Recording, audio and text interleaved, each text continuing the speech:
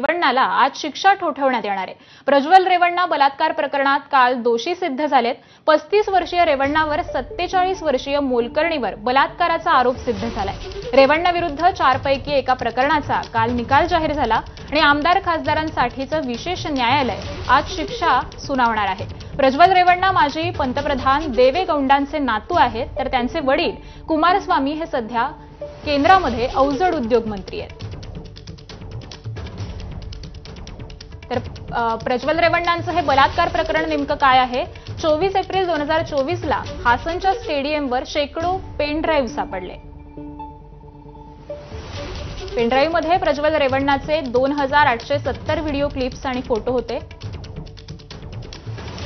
व्हिडिओत अनेक महिलांसोबतचे शरीर संबंध होते। व्हिडिओतील महिला हासन, होलेन, सरीपूर, मैसूर या शहरातल्या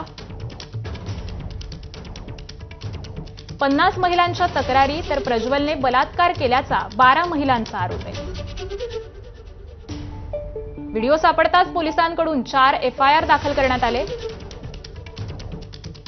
व्हिडिओ समोर येताच तिसऱ्याच दिवशी रेवण्णा भारताबाहेर गेला।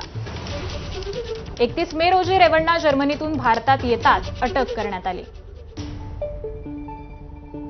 खटल्यात 26 साक्षीदार, 180 कागदपत्र आणि 38 सुनावण्या झाल्या। प्रज्वलला 10 वर्षांपर्यंतची कैद ते जन्मठेपेपर्यंतची शिक्षा शक्य आहे।